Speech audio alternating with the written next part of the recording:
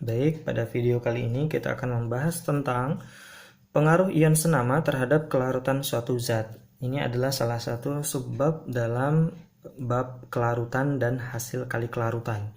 Atau di beberapa buku lain judul babnya adalah keseimbangan di dalam larutan ya. Jadi pada bab itu kita salah satu sebabnya membicarakan tentang pengaruh ion senama terhadap kelarutan suatu zat. Apa sih pengaruh ion senama terhadap kelarutan suatu zat? Ternyata pengaruhnya adalah keberadaan ion senama dalam sebuah larutan dapat memperkecil kelarutan suatu zat. Ya.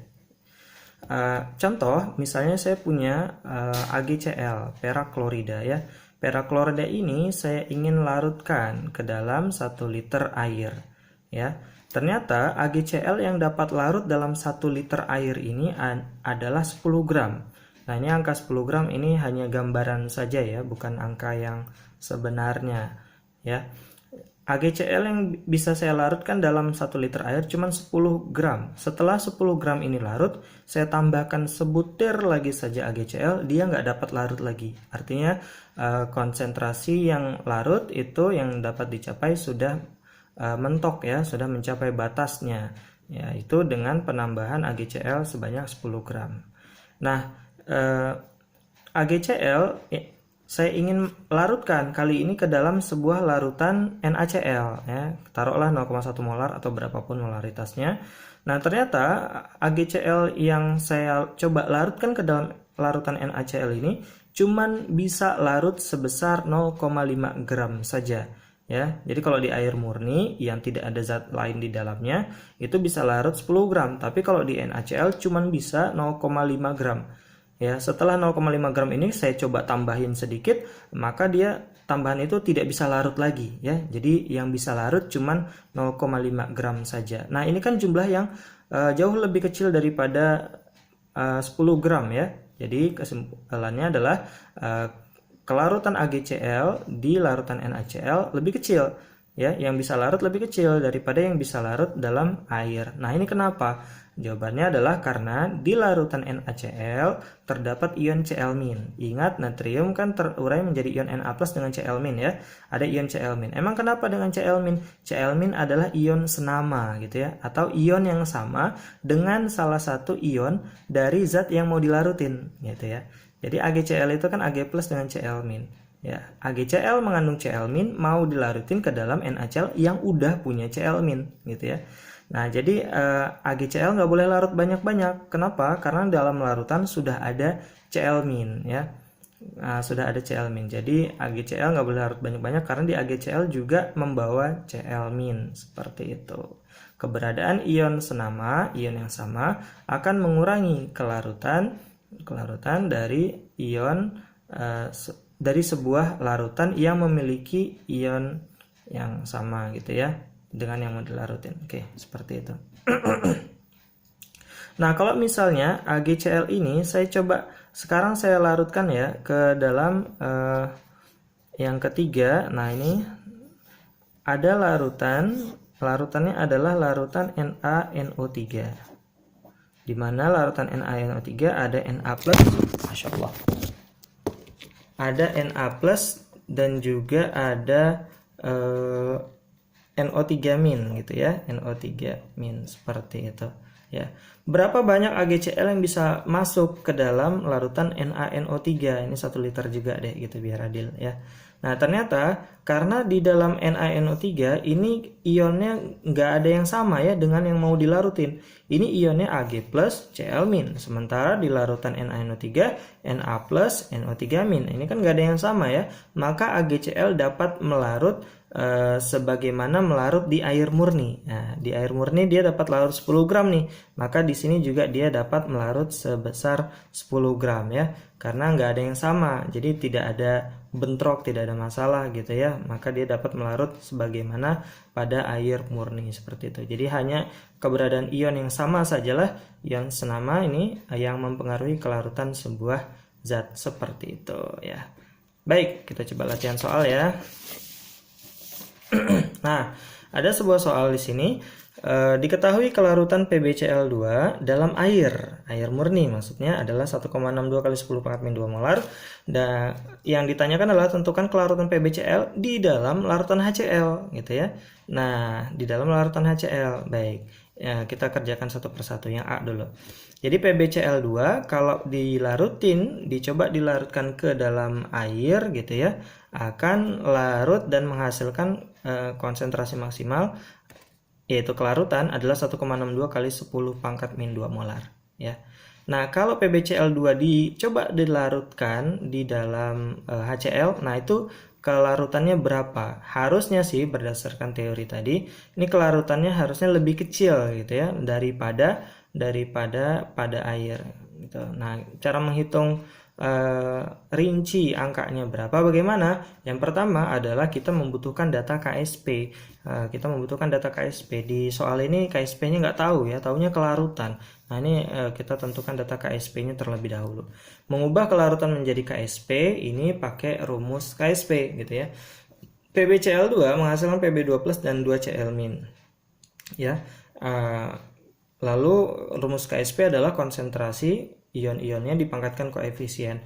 Atau bagi teman-teman yang menghafalkan ya, nggak usah menuliskan rumusnya panjang-panjang juga boleh, yaitu dengan cara dihafalkan saja. Setiap zat yang menghasilkan 3 ion, maka rumus KSP-nya adalah KSP sama dengan 4S pangkat 3. Ini ya, agar kita nggak terlalu banyak menuliskan jadi caranya panjang gitu ya. Maka dihafalkan saja. Di bab sebelumnya sudah kita bahas bahwa kita tinggal lihat berapa jumlah ion yang dilepaskan dari sebuah zat. Ini Pb-nya 1, Cl-nya 2 ya, maka jumlahnya 3 ion. Kalau jumlah ion yang dihasilkan 3, maka rumus KSP-nya pasti seperti ini. Kalau jumlah ionnya 2, maka pasti rumusnya KSP sama dengan S kuadrat gitu kan ya.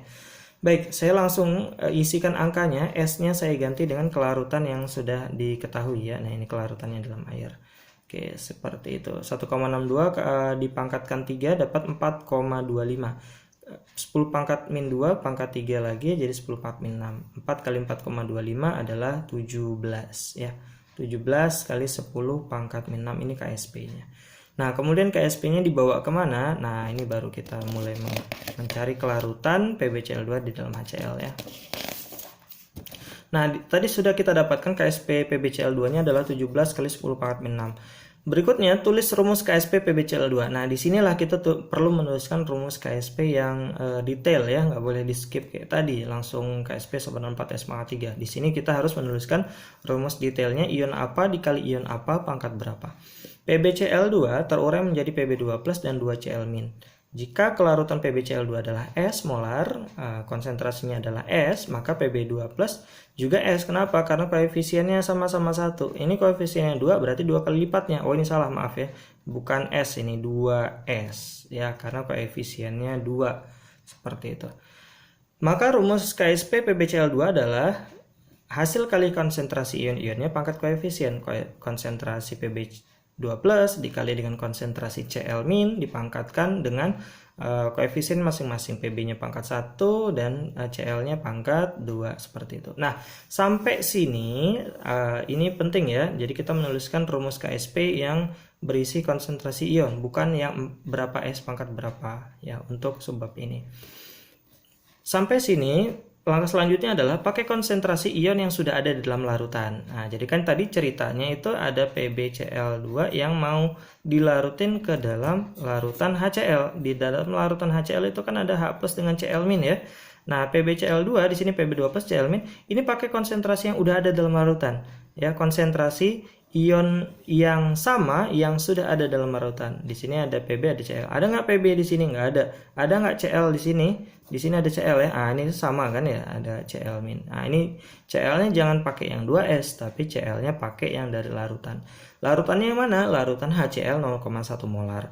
HCl terurai menjadi H+, Cl-. Kalau HCl-nya 0,1, H+ 0,1, Cl-nya juga 0,1 molar. Seperti itu kan ya. 0,1 molar. Nah, konsentrasi Cl- yang 0,1 molar ini dimasukkan ke sini. Permisi. Nah, ini masukin ke sini ya. Maka jadinya seperti ini. KSP-nya sudah diketahui tadi di awal, 17 kali 10 pangkat min 6 dikalikan dengan CL-nya, nah ini CL-nya saya pakai yang ini ya, 0,1 yaitu 10 pangkat min 1 pangkat 2. Nah, PB-nya barulah diwakili oleh S. Nah, S. Karena kan nggak ada yang sama ya, maka dia S aja. Ini kalau nggak ada CL di sini, maka CL min yang ada di rumus ini 2S isinya harusnya. Cuman karena sudah ada yang sama di dalam larutan, pakai yang sudah ada aja. Ya, gitu ya. 10 pangkat min 1 pangkat 2. Baik, 10 pangkat min 1 pangkat 2, 10 pangkat min 2, pindah ruas gitu ya. Pindah ruas. Nah, jadi seperti ini. 10 pangkat 17 kali 10 pangkat min 4, karena 10 pangkat min 2 nya pindah ruas. Saya rubah bentuknya menjadi 1,7 kali 10 pangkat min 3 molar. Ini kelarutannya ya. Nah, ingat tadi ya di soalnya itu adalah mana nih soalnya. Nah, kelarutan dalam air itu 1,6 kali 10 pangkat min 2 molar ya. Oke, saya tulis di sini deh. S dalam air ya. S dalam air adalah 1,62 kali 10 pangkat min 2 molar. Gedean mana nih? 1,7 kali 10 pangkat min 3 atau 1,62 kali 10 pangkat min 2? Gedean ini kan ya. Nah, dan kecilan yang ini. Kecilan lebih kecil ya. Kelarutan PbCl2 di dalam larutan apa tadi soalnya? Kelarutan PbCl2 dalam larutan HCl ini lebih kecil, ternyata terbukti lebih kecil daripada kelarutan S dalam air, yaitu 1,62 kali 10 pangkat min 2 molar. Seperti itu ya.